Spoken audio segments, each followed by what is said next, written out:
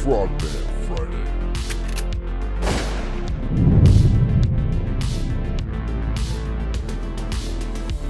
Yeah, boy. What's up, my people? It's that time again. Welcome to the Frogman Friday show. Presented by Transcend, the best peptide and hormone therapy. They put your health first so you can live more and worry less.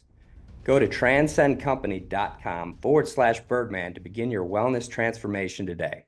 Today, our badass guest is Kierre Smith, aka Special K. Navy SWCC, which is Special Warfare Combatant Craft Crewman, 12 years of service, Petty Officer First Class. He founded NBD Motorsports, located in Virginia Beach, in 2017. You can catch him on Facebook and Instagram, and to take a deeper dive, go check out nbdmotorsports.com. If you Google his name, you'll find a beauty parlor or a rapper. So we need to find out how to moisturize while dropping beats. Brother, welcome to the show. I should have known you were going to lead with that, but right on. Well, if you Google my name, it comes up with this awesome comic artist who's a multimillionaire. So my kids are thinking that I'm super wealthy and like, where are all the comics at? I'm like, and I couldn't even tell you. So, well, hey man, it's awesome to have you. You're the first SWCC to come on the show. And, you know, a lot of people still don't understand what SWCC is. And it's a very, very special thing. And I'll just start it off with the story for me is I was deployed to Basra, Iraq in 2009. We were attached with SWCC 22, and guys were great out of Stennis, Mississippi. Yep. And they brought out their SOCRs, and I'd never seen a SOCR other than videos, but to be on it, to actually see what it can do, gave me a really good, just like a taste of like the professionalism you guys have, how legit your crafts are. I mean, those SOCRs were just amazing for our deployment. So it's pretty awesome stuff. And I'm super stoked because, like I said, I've never had SWCC here before. So I want to jump right in and kick off this thing. You special operator, check next. Now we move on.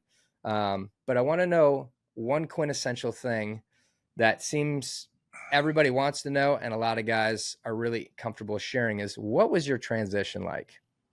Getting out? Yeah, I mean, great question. It was actually pretty tough because I was banged up a lot. And so, you know, when you work so hard to get somewhere and then suddenly you have limited options and it's taken away, you know, you've been serving with this like crazy high purpose. And now it's like, oh, what am I going to do? Fortunately, you know, I'm one of those guys that goes to church and I know there's other things, you know, directing my life, even though I'm going to hard charge ahead. But I was able to find, you know, something else to do. I'd grown up around motorcycles and cars. I mean, I have family that's still in the Imperials in LA and they're like 60 years old. So I just, you know, I had also a bad experience at a car dealership trying to get my truck fixed. And it just seemed like an easy transition into that. And that's what gave me my purpose. Just to, you know, I just didn't want anybody to go through that crap again.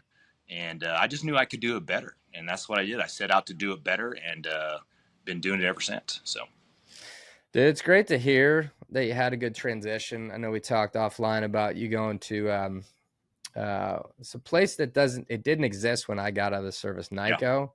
Yep. And it seems like that's been an incredible thing for guys to actually use. Yep. But a lot of guys have trouble getting out because, like you said, there's this purpose, this lack of purpose. You know, you're not working around the same crew and people that are highly motivated. And it sounds like you got out kind of unscathed. So you mentioned Christ, and that's a big one for me and a lot of guys. What brought you to Christ? When did you find Christ? Oh, so I have like crazy stories. My whole life, I've survived like many miracles. I'm sure a lot of the guys have, but the very first miracle I ever survived, I was 3 years old, my abuelita's house in Los Angeles, and every real Mexican, you know, has a little tiny house and an acre of land. Like, that's just how I grew up. It was all ghetto, 2 bedrooms, you know, 1 bathroom or a piss outside. And so, but we had a pool, which is crazy. You never see it was kind of had some weird color in it, you know, but it was still a pool. And so I walked outside apparently by myself and it was cold. Like, it was wintertime. And I had a jacket on and whatnot. And I'll never forget that day because I went to grab something out of the pool and I fell in the pool. And I went all the way to the bottom, and it's crazy because that's the most peaceful thing I've ever felt in my entire life. Like I went down to the bottom. I'm looking around. Nothing's wrong, but I knew something was wrong. Then all of a sudden I just feel this and I look down, there's nothing there. But as you know, even then I knew the good Lord saved me. Like no one was there. No one came to save me. And so all of a sudden I just got pushed to the side and I grabbed the side and from there it was on me. So I got out. I was wet. I was breathing just fine. And the only thing in my mind was like, damn, my mom and Walita are going to be pissed. And so as I walked, it's probably about 50 feet to the back door. I walked up, ghetto door, crinks open, and my mom and my Walita were there. And they just turned white. And then all of a sudden my lungs filled up with water and I fell down and they, resuscitated me. And so that was kind of my first thing that I knew there was somebody watching out for me. And then after that, man, I just, I did like any other dumb kid. I made all the mistakes. I had all the fun. But I never let myself go as far as like some of my family because they were in gangs and doing stupid shit. And my mom and Walita were very careful because I was the younger athletic one. Most of them weren't like that. They were like jacked from being in prison, but they were not like me. But I was the littlest. I was just getting my ass beat every day. You want to hang out? Oh yeah. You want to hang out? So when you grow up like that, you have to be tough or what's the alternative? You don't have one. So. Well, I mean, you say you can believe this for everybody who's listening. He says he's the littlest one. He's 6'3", 250. I mean, now what that family. Oh my gosh. Everybody else is tall though. Like they wouldn't even if sitting next to me now, they'd all be like right here. I'm the only one that's tall. It's crazy. Check. My mom did some shit she didn't tell me about. Even when she passed away, I'm like, Mom, seriously. And she's like, try to slap me. It's pretty funny. I love that you talk about Christ. I know on your social media, it talks about you being a Christian first. And that, absolutely. What is so special is I'm starting to see more and more guys actually tapping into faith, getting their faith, being saved. And, it's one of those things where we talk about. So when I was deploying, we would get down and pray every so often for an op or whatnot, but it wasn't really talked about. And to see everybody, like I moved to Texas and obviously in the Bible Belt, so everybody's talking and preaching. But I'm so glad to hear that you're public about the fact that you're a Christian and that your faith's important to you. And if you do nothing else but spread that kind of word, man, you're going to change lives. And that's so cool, man. I love that. All right, so we're getting into motorsports here. So we got NBD Motorsports. Yep. Why did you name it that? Whatever you can share. And then also, you founded it in 2017. So why'd you name it that? And what do you do?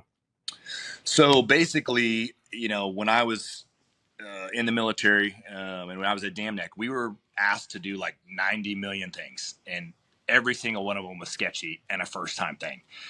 And so you kind of just adopt this attitude of like, crap, like that's NBD. And I just was looking for something that was red, white, and blue. We talked earlier about the other acronyms that were there too.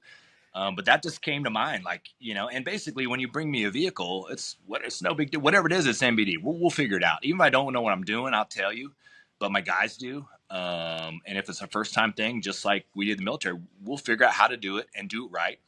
And, at the same time, we're the only ones that educate people on what they're getting. Like I hear time and time again, man, it's just a thank you for sitting with me for an hour and a half and showing me on the vehicles what you're going to do. No one else, everybody else just wants to get them in and out the door.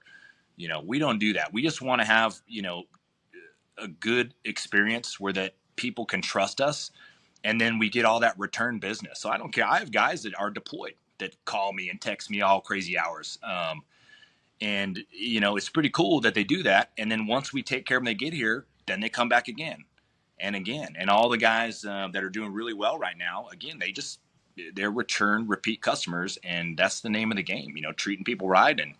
And knowing that you're the one or two honest guys out there working on vehicles. And I like being that guy. So. That's legit, man. So you work on vehicles, everything that has four wheels. Do you work on all motors or are you just specific to a genre? So we actually do suspension, so we'll do lift kits, lowering kits. We'll do airbags for towing. There's really not a lot we don't do. I just won't do heavy motor work. The reason why is for us to be successful and to, not nickel and dime people, because when you get into motors, there's always seems to be something more. Like you end up down this rabbit hole, and instead of, I like being like the military was. Hey, we're going to be here on this time and this time with this little bit of fudge factor. By sticking with those core areas, I can deliver, I'd say 95% of the time in the timeline or earlier by doing that. And who wants to get a call like, hey, you know what, I found this, now we need to do this. Nah, man, let's leave that for the inspection guys. I'm going to give you the cool stuff that's going to make you look and feel good. That's going to be safe for your family to ride in. And again, I like sticking to those things, and it's been a good recipe so far. So that's legit, man. You said you grew up doing this stuff, working on motors and that. Talk to us about your upbringing and how this influenced you to get into motor vehicles. Well, so at a young age, I was always the athlete, right? And none of my family like did anything. They were athletes on the street. You know what I mean? Like they were. So that was obviously not the path my mom wanted. Street lead. Oh yeah, crazy people. But good-hearted people. They just didn't have any direction, And my mom, as tough as she was, she just helped guide me with direction. And we didn't have money for brand new stuff like all my friends did, but they bought us a beater. They bought me a beater 80, CR80 that didn't even run. So, we had to tear it apart, and I didn't do nothing crazy. We just, I think we replaced pistons, and we did, we cleaned out the air filter, changed the oil, and the freaking thing started. I mean, we had to run to push it. It wouldn't just kickstart, but once it got going a little bit, and then we realized change the spark plugs. We know what we're doing. It ran. Then my brother had a brand new little 50 little punk. His was brand new. And anyways, I always loved doing things like that. It was exciting. It gave you something to learn, something to do. You're like achieving stuff. You know what I mean? You're not just using them. You're also fixing them. And, who doesn't want to be the handyman that can, do whatever people need? And that's how I grew up, just do whatever. So it's vital, man. It's like we always talk about, you don't realize how important certain things are until you don't have them. We talk about this where it's like you get injured and you can't use your shoulder or your arm or your finger or your foot, your toe even. You're like, man, until I have that happen, I don't understand how crucial and important it is. The vehicles now, I mean, this is modern society. It's just not like the family has one vehicle and they have to plan and share. Everybody's driving these days. Everybody's got a ride. And if you can't get to where you need to go, you're in trouble. So very, very important, man. This is legit. So do you got guys coming from all around the country, or is it mostly out of Virginia Beach and the surrounding areas? No, great question. So we actually lift RVs too. Do you? I definitely continued like the SWCC thing into my, post-military career, which is we're the jack of all trades, really master of none. And the weld tech guys, I don't even know how it happened. I just remember talking to one of the guys at Weld Tech, and I had a customer that was like, I think upstate New York. And he had this like 40-foot RV. Hey man, you want to lift my RV? I'm like, I don't even have a lift big enough. The lift to do that is $60,000. Like, that's not going to happen. So I talked to those guys, and they actually went over the procedure. And I realized, we got jacks. Well, they, and I blew a couple of big money Snap-on jacks. So already in the hole the first time I did it. But once we figured out, it's kind of cool because, RVs aren't very high off the ground. These people are paying $100 to $200 for these things, and they're like the body panels are this high, so they can't even get out of their driveway. So who do they call? Right here, and we lift those bad boys. I'll only do one every 6 to 8 weeks though, because they're such a pain. Like it is manhandling. You got to be a grizzly bear to move some of this shit around, and that's where I come in. The guy, hey, come down here. I'm like, shit. So here I am, lifting with everything hurting, but we get the job done. So yes, mainly it's RVs that people come everywhere from, because it's either going to California or coming here. And there's actually other people that do it, but they've read our reviews, so they like coming here. And as far as like civilians or other military personnel, a lot of the guys try and hit me up before they leave. They'd rather get it done here. And again, we're just happy to accommodate whatever we get. And we're blessed in that area to, draw from more than just Virginia Beach. So that's awesome, man. RV, I mean, that's something I hadn't even thought about. That's got to be a pain in the ass for sure. All right, talk to us about what is the favorite vehicle, your favorite car you've worked on? It's behind me. Okay. 64 All SS. The thing's just a beast. We put airbags. It's actually one of the homeboys, and he bagged it, and now he's wants to put some juice on it. So I'm like, what? Like, I'm Mexican again. You know what I mean? Dang, I get to tear this thing apart and possibly do hydraulics on it. So that's probably going to be the next step if he keeps it. I think he's pondering because I think there's a change in duty station or something coming up. So we'll see what happens. But this Jewel right here, does it ride great? Nope.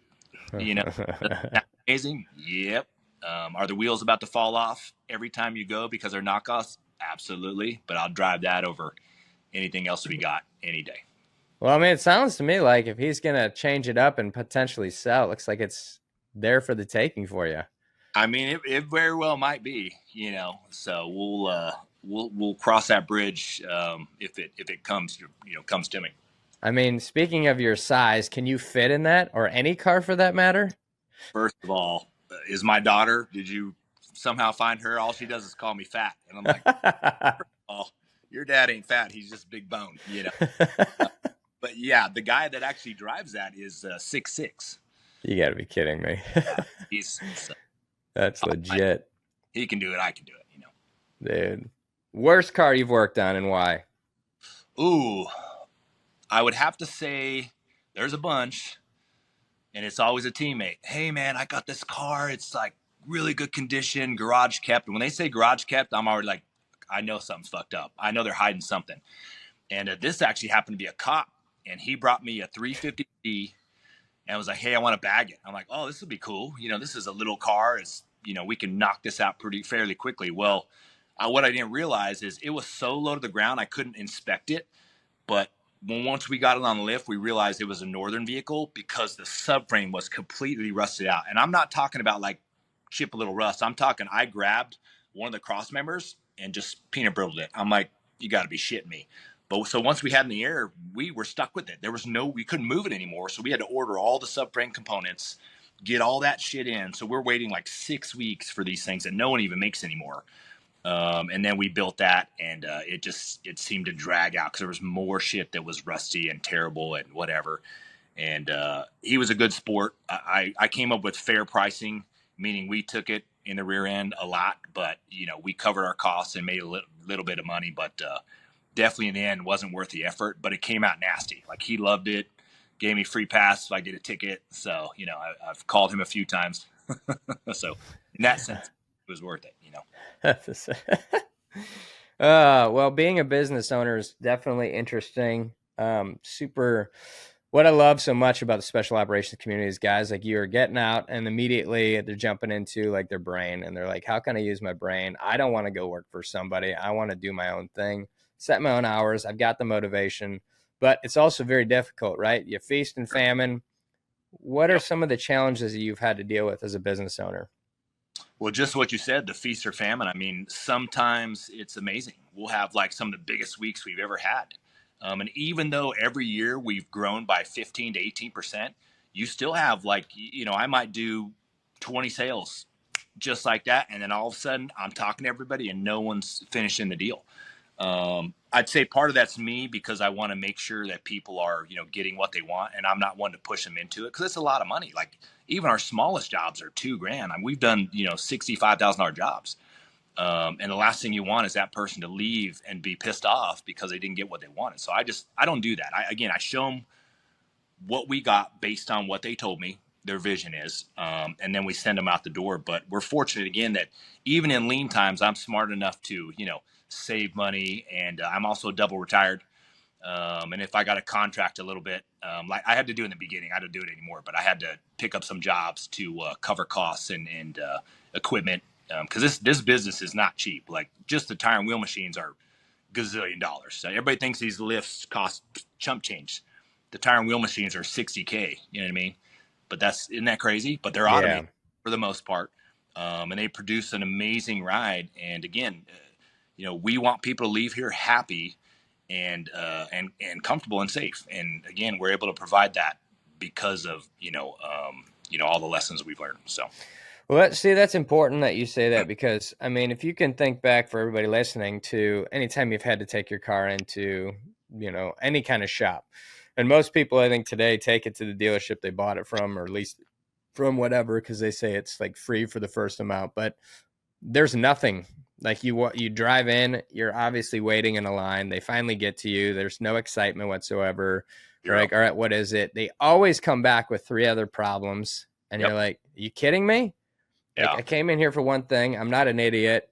Like, do I really need this stuff? Like, truly and honestly. And they're like, yeah, well, it's, and then they start their shitty sales pitch. And so there's what you're doing. I can already see that it's mesmerizing. And I have some ideas for you after this show that I want to talk with you about, especially to your RV point. Let's bring you some more RVs, huh? No. You work on these cars, these trucks. Sounds like a lot of lift kits for trucks and that. And I know a lot of the team guys have trucks. Are you focused on classic cars as well? So we'll do suspension repair, airbags, things like that. We really don't have a focus. We just accept pretty much everybody that comes in here. And the few jobs that we don't do, I'll tell them why. Like, hey, this is something that requires this and more motor work. I'll send them off to another teammate. Like, hey, go over here. This guy's going to treat you right. It's not cheap, but they're going to do a good job. And so, again, but I will look at anything people bring in here. Like, I've done a golf cart. I've done, my buddy Chris's he brought his kids e-bikes. Little bastards have 40-mile-an-hour e-bikes at 10, 11 years old. I didn't have that shit. My e-bike was my feet. Sure. But so we'll do, if we can do it, we're gonna do it. So I saw that post on Instagram of the e-bikes, and my children both have those too. And it's quite funny. Oh, dude, so excited. So when I was growing up, my aunt owned a steakhouse, and my dad and I went there, and he's like, hey, I was like, I want a dirt bike. I was probably 10, 12. And he's like, all right, if you eat that plate of spaghetti, I'll get you the dirt bike. And this plate of spaghetti was humongous. Like, there's no way. Yeah. And so I gave it every effort, and I only got about halfway through it, and I was just about to throw up. So I never got a dirt bike. Well, a buddy of mine calls me, and he's like, hey, he owns a big liquor chain, and all these vendors bring in stuff. And this one vendor brought in these e-bikes to put as like a showcase thing with the alcohol and all this stuff. Yep. At the end of that show or that run, he calls me. He's like, hey, do you want these bikes? And I'm like, I was single at the time, no kids. And I'm like, no, I mean, these things are tiny. Why would I want that? And he's like, well, I don't know. If you don't, I'm just going to throw them away. I was like, no. You know what? I'll take them. Who knows? Yeah. So take them. So I give them to a buddy of mine. He has his child ride because one's smaller and a bigger step up. So his child rode both of them. Then he got new fresh battery for each one of them, turned them over to another buddy of ours whose son rode both of them, and then over to me finally. My kids now ride them. Nice. And I'm like, it's an electric bike. It's no big deal. And they get on it and start hauling the mail. And I'm like, oh yeah. So now they're fully kitted up with everything. And it's like, you cannot ride this without putting everything on. Yep. So, but I love that, man. All right. So obviously you're doing everything auto related. Are you working on I know you said you do minor work with motors and that. Do you work on a little bit of everything? You said you attack everything, but boats, aircraft, I mean, what? No.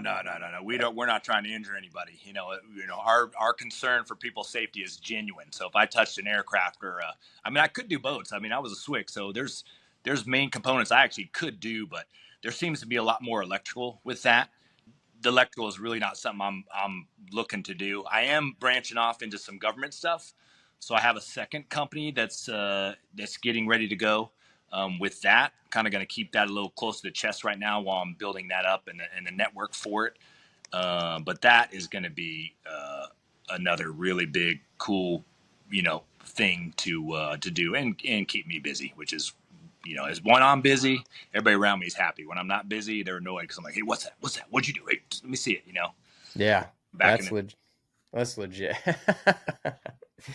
Talk to us because, like I said, a lot of people don't understand exactly what SWCC is. You don't have to get into the inner workings, but what led you to join the military?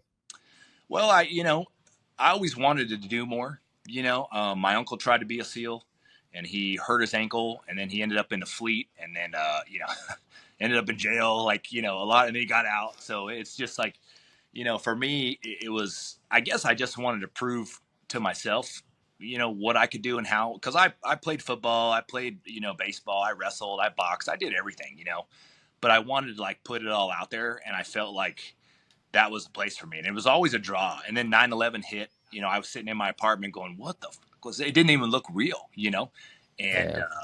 and from there, I just developed this like need to go. And it's funny because at the time I was working for a custom motorcycle shop in Florida, and I had, money, motorcycles, cars. We were around beautiful women all the time. But you know what? Being a Christian, like that just doesn't satisfy anything. It just doesn't, and I remember just like sitting in my house. I had a house, and I was self-sufficient, and I was just like, this just isn't where I want to be.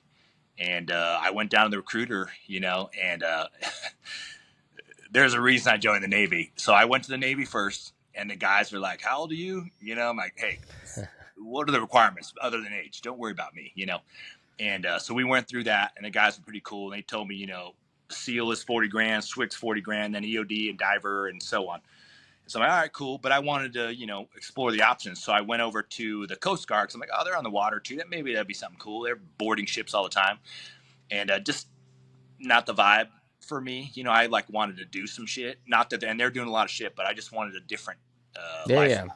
And so I went to the Army, and, just it's the Army.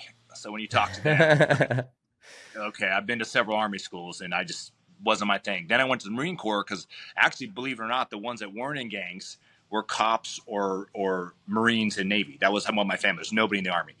And so I'm like, all right, let me go check out the Marine Corps. And so I walked in there. Who's this chubby little Mexican guy, like not in shape, not what I thought. I'm like, what the heck? And so I go, hey man, I'm a little older, so I just want you to be straightforward with me. Like, what's the Special Forces route? And what do you got to do? And he goes, he kind of laid it out. Well, it's this. And I go, also, what's the bonus? Because at that time I was going broke, man. I was bouncing, just trying to survive so I could train to get into something. And he's like, bonus. He puts his hands on his fat stomach. He's like, the bonus is you get to be a Marine. And before he was done with Marine, I was out the door. I'm like, whatever, jackass. No, that's not what I want. So I went right back in the Navy. And then that was the route I took. And then, like we talked earlier, it was it's almost a 2-year ordeal for me to freaking, get in. It was miserable. But it was well worth the challenge. And, it just set me up for everything in life. Isn't that funny how the recruiters, just like you said, the same thing for me. I was 9/11, one of those guys who's like, I'm going to go join today. And I went to the recruiter station, and it was where they're all in the same building. So each one had their office, right? Yep. So I intentionally went to the Navy because a teacher of mine told me about the SEALs, and he was a Marine in Vietnam. And so he painted this picture that none of it's true.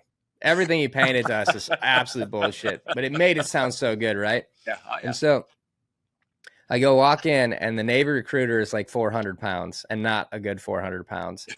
And I'm like, what That's the impossible. heck? The standards are here. I don't believe you. Yeah. Yeah. Oh, it's unbelievable. So I'm like, okay. So he's like, what can I help you with? I said, I want to know more about what you got with the Navy SEAL program. And he's like, ooh, it's a good one. I was like, yeah. He's like, yeah, you can't just walk into it. I was like, okay, so how would I go about that? And the way he explained it was like, it didn't give me any roadmap. And I'm like, this sucks. Yeah. So, of course, I was just wandering around, and I walked through the Marine Corps station. I was like, what do you guys got for special operations? And he said, well, we got a group called Force Recon, and they're awesome. We'll get you in touch with the guy. But, dude, when you put that uniform on, you're going to get so many girls. And I'm like, I'm not here, especially today, as I'm talking about girls. Like, so anyway, I ended up finding a new recruiter for the Navy, gave me the whole path. And I was like, it's amazing how a recruiter can make everything just by their look too. Like you walk in and see somebody who's fat, you're like, this is unacceptable. I don't want to be part of that. Yep. And then of course I joined the one where they were the fattest. So that's perfect. Yeah. So you got a fetish. No big deal, brother. Yeah. You can hide it. Well, let me ask you this question. So after getting out, obviously you found a passion in your company and you're doing what your passion is, but it's definitely different than what you come from. And you can't replace that. So what is, since transitioning, where do you find your complete peace and your happiness from these days? That's a great question. Number one, church. And if I miss church, which is terrible, I listen to like Joel Osteen or somebody like my mom did. I think it just comes from setting new goals and achieving new things. Because when you're on the team of teams, you have this crazy high purpose and all these goals and things you have to achieve. But you can actually do that in your personal life too. Like, hey, I want to read the Bible, or hey, I want to let me build this truck I've never done, or hey, let me do more of these things with my daughter. Let me whatever. So there, you just have to. I read something the other day. You just have to write it down, and then you're halfway there. So all I did was started writing shit down that I wanted to do, and make no mistake, it was not easy. Like it was a good 2 years before I felt comfortable being out of the service. It was weird. Like we were gone. And over there we would get a page, out, gone, and I couldn't tell anybody where we're going, how long we're gone. I mean, looking at your kid, and my daughter was not happy with that. And at the time, I was already split with her mom, so it's already double trouble for her. But again, I just truly believe, like, if you can center, God in your life, everything else is going to have the opportunity to get better.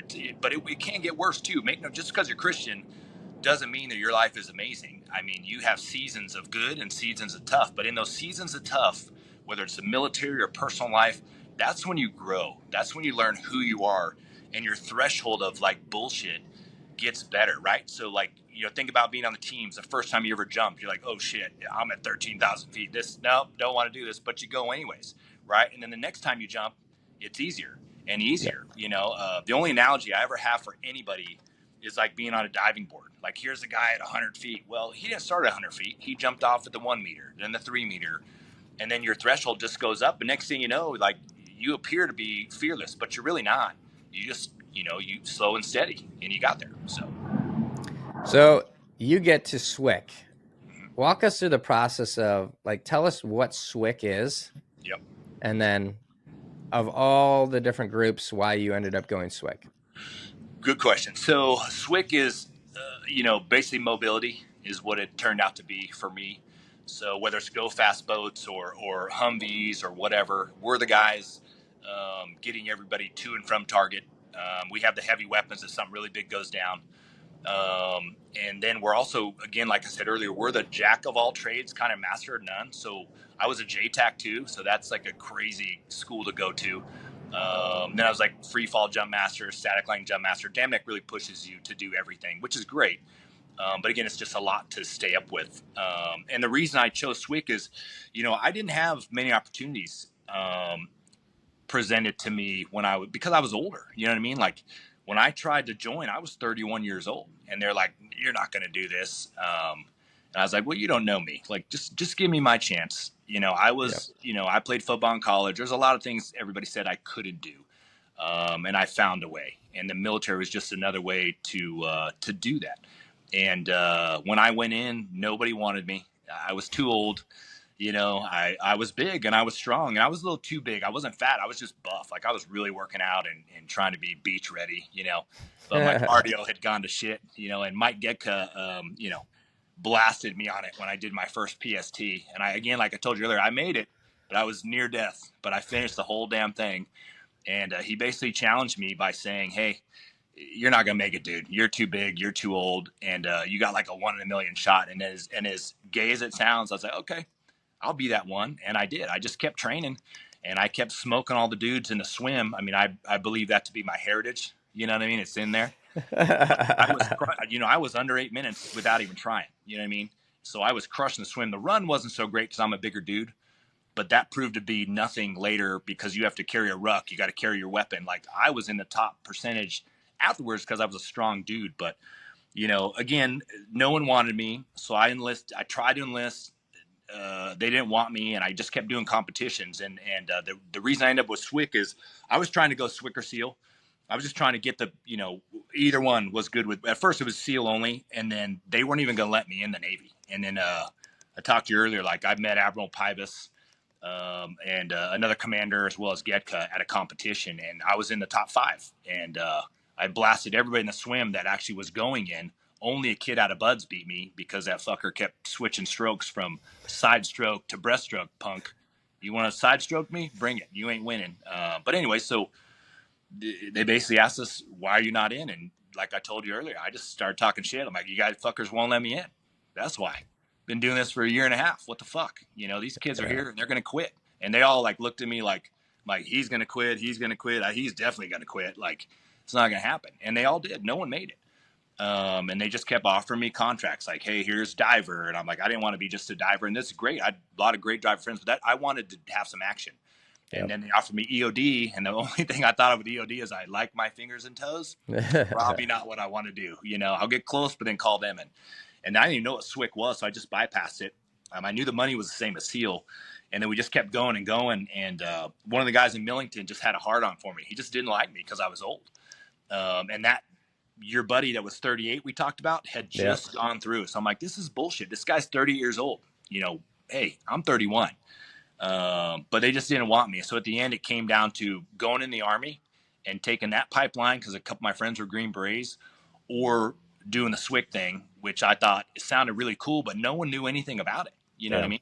So I'm like, you know what? Fuck it. I'm going to be on badass boats. I'm going to do heavy weapons. I'm going to skydive.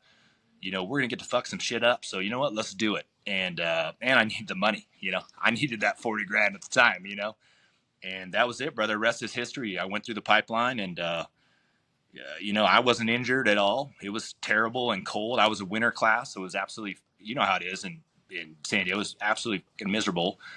But you know, I always find humor when shit sucks. That's just one of my God-given gifts. So if I see the guy next to me, lip quivering, it just makes me laugh, and I get beat and thrown in the water again, but it keeps me going for another hour or two. And I just was able to do that the whole time, like you did and all the other guys. You know, it's funny you say that humor within chaos. I specifically remember, and I always think back to the story in Hell Week where the guy next to me was much bigger than me muscular wise, and he was just shaking his ass off. I'm like, what's up? And he's like, I'm freaking cold, dude. I'm like, yeah, it's freezing. And he's like, no, I'm really cold. And I'm like, how is that possible that you're dying right now when we're still standing here? And you know, so I started laughing my ass off because he was just losing his mind. And then a dude next to me who is about my size and just an absolute psychopath started laughing super hard when these instructors said something to try to break down our morale. And he starts laughing so hard that the instructors laugh. And like, that humor within chaos is so important. One thing you've written on your Instagram page on the top front of it's obviously it's a Christian entrepreneur, girl dad, sci-fi nerd, which I want to talk about. Dad jokes for days, but that one quintessential thing you said, I don't care how many have failed, they're not me. That's pretty awesome. That's the truth, man. It's just, you know, being at Damneck was great for me because you're around like-minded dudes. Like, no matter what's coming up, you're going to go do it. And my daughter always would tell me, like, it's weird how you come off to other people because you really don't realize it. But she would always do things like, Dad, I'm scared. And you never get scared. And I'm like, who told you that? Are you kidding me? My butthole has been, it's still tight to this day, but it's been like this on, I don't know how many ops. Like, kiddo, fear is, everybody has fear. It's just what you do with that fear. If you can put that aside and focus on what you're doing, whether you're swimming, you're in Muay Thai, whatever. She was swimming at the time for her. You're going to do great things. You might not be as good as someone else, but you're the best you can be. And that's good enough. That will carry on to whatever job or whatever your God-given purpose is. And, you know, I believe that, you know, and I also know, you know, at the end of the day, everybody wants to be the all-star. And I was an all-star in all my sports I played or whatever, but that wasn't my goal. My goal is the same as when I went to Damneck, which is I just want to be that link in the chain that the dudes know is never going to break. That was all I cared about. Hey, Kierre will go with me. Hey, Kierre's fucking on that jet ski. I'm going with him. And that I turned into that guy. And I was proud of that. You know, I didn't need anybody to give me a fucking bunch of medals. We got all cool medals and shit. But I wanted to be the guy that everybody could count on when shit hit the fan. And I take a lot of pride in that. You know what I mean? So, as you do and anybody, you know. That's legit, dude. All right, dig in. What is the sci-fi nerd? What do we got here? Oh, come on, man. Like, I mean, again, my daughter calls me out, but I'm 51 years old. You know, you ain't going to see guys like me because I'm still ready to snap dicks if my daughter, you know, dates somebody. And the dad. I believe in assaulting the dad, too, because he raised a little shit. But, you know, I grew up with, you know, Star Wars. I wasn't, you know, the first one I was a little too young to see, but I love Star Wars. And, I mean, who didn't at that age? The graphics were absolutely fucking terrible. but it was like cool and new and whatever. And then, you know, I'll watch gay Harry Potter. You can tell me it's gay, whatever, but come tell me to my face, I bet you don't. I bet no one says that. Not a lot of guys, at least. So, you know. Well, most of those guys our guys anyway, are watching that same stuff too. I know. I was on deployments with them. It's number one on the hard drive, you know, so. That's legit, man. Dad jokes. Send one. Gotta hear this. Ooh, man, you put me on the spot, brother. I mean, I don't know. I think, what dad jokes? I mean, I'm not a guy. I'm kind of like on the fly. Like I see somebody and I just kind of talk shit. That's kind of my gift.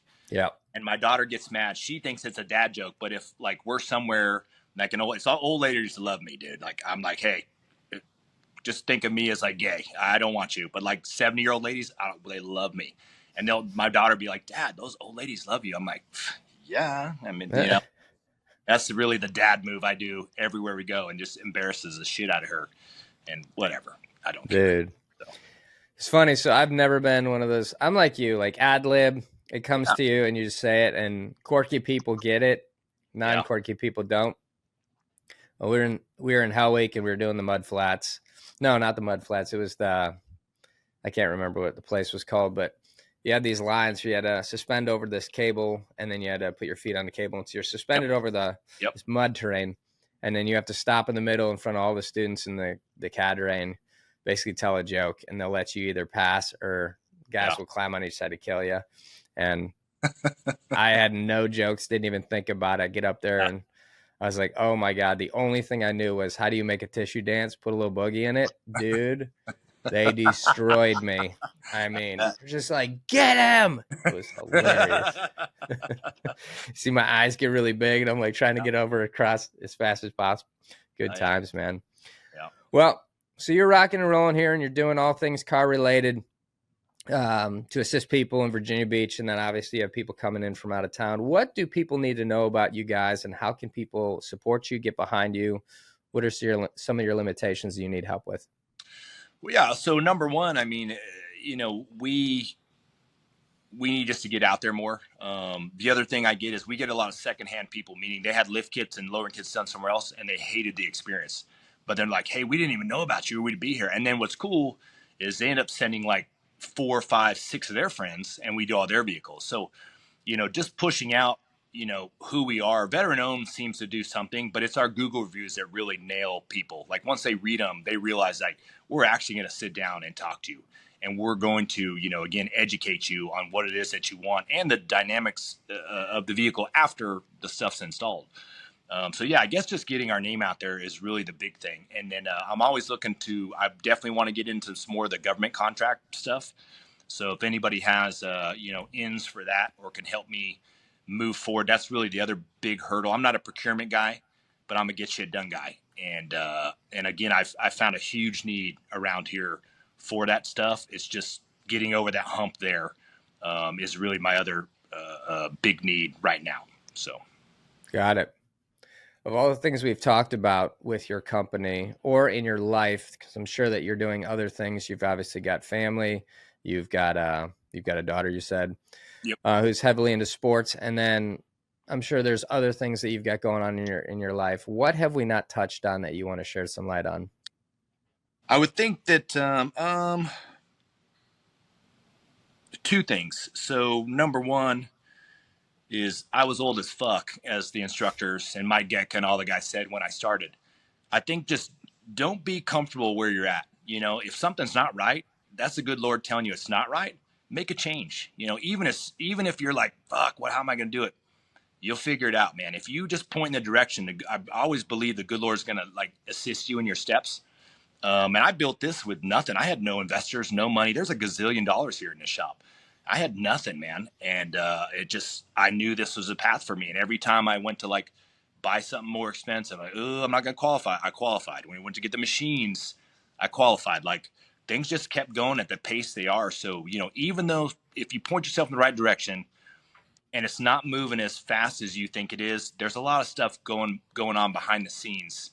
Just keep going, you know. Again, you just don't have to be stuck where you're at. And my catchphrase for that, because my daughter hates it, but I need to be things like concise and quick. So I'm like, oh, do this, do that. But you have basically one option in life. You can make moves or you can make excuses. There's no in between, right? And if you're making moves, you're going to end up where you want to. If you're making excuses, you're not going anywhere. Yeah. And I wanted to go somewhere, so. That's legit, dude. Absolutely legit. Well, we'll be blasting you out to everybody we know. And like I said, we'll talk offline about some ideas I have for you. And if you are listening to this and you know of anybody in the procurement space within government contracts for vehicles of any type, definitely reach out, and we'll put his link to how you get in touch with him and his social media channels so you can hit him up. And if you're in need of work on your vehicle, based off of what you heard that he does, make sure to go check him out. That's nbdmotorsports.com, located in Virginia Beach. Or you can drive your car across the country to get some help too. In closing, I always ask this question to people: who is your hero and why? Yeah, so you got me to talk about what we were talking about earlier. So there's a few, but the number one person who really helped shape me without doing anything other than living their life was my cousin. So my cousin's name is Danny Trejo, right? So he's a huge character actor, but that dude was like, when I was a kid, it sounds cool now, but it wasn't. Like, I have an older cousin, Gilbert. There was this monster drug dealer, and he would always be at the house. I was a little boy. He was way older than me, but he was buff, handsome, like just huge dude. And he'd be gone for long periods of time. And, obviously drugs. I didn't know that time, but he'd have wads of money and chicks. And then Danny Boy would be there, and he was, before he's all tatted up. And those guys, like, they just completely went off the rails and made the worst decisions in their life. And it cost my cousin Gilbert his life. And then Danny Boy, was robbing the neighborhood on top of it. Like, you know what I mean? Like, who the fuck robs your own neighborhood? Like, go street over. Yeah. But what's cool about him is that dude didn't even get on his path till he was like 52 years old, 53. He basically told my cousin, like, hey, I don't want to do this no more, man. Like, this is not the life for me. It's not working out well. My Uncle Dan, which is his dad, was just like, what the fuck? What do you even have a tattoo for? Like, crazy. It's just, we don't do that. And so, but he started trying to help people. He didn't do anything crazy. He just literally tried to help people, and he ended up counseling prisoners in San Quentin. And then John Voight comes along with that terrible movie Runaway Train, and they needed a guy. And I don't know if you know any history about Danny, but he was a badass boxer. Like, he's a midget, dude. He's like this tall. He reaches up to kiss me when I'm home. Like, hey, stop, dude. We're not in prison. Like, don't do that. But he just kicked ass. And when he got out, they had no idea that dude was like the number one boxing dude there for the whole time he was there. It was like 5 years, 7 in Folsom, 5 in San Quentin. And the reason he's like he's kind of like my love from afar. Like, I love him, but I'm not going to be like you. But I really like, again, his life was shit.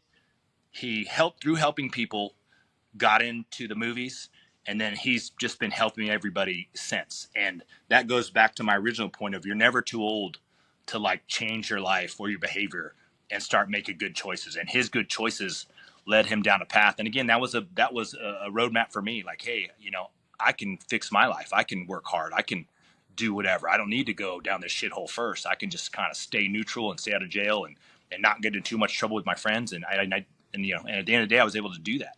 But it's still in the blood. Like, he was doing bad shit, and then obviously we're doing what we were doing, but legally. And it just turned out, good Lord guided my steps, man, and I'm blessed to still be alive and have all my fingers and toes. And a lot of guys aren't like that. And I have a purpose now, and like you do. And that's, that's really all that matters when you're a man, so.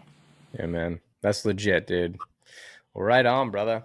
I appreciate you coming on and sharing a little bit of your story and telling everybody what you're doing post-service. And so everybody, again, check out Kierre Smith, a.k.a. Special K, nbdmotorsports.com. Go give him a look and go check him out on social media. Give him a follow. You need any car work, he's the man to hit up. And appreciate you being on, brother. Thanks, brother. Appreciate you. Frogman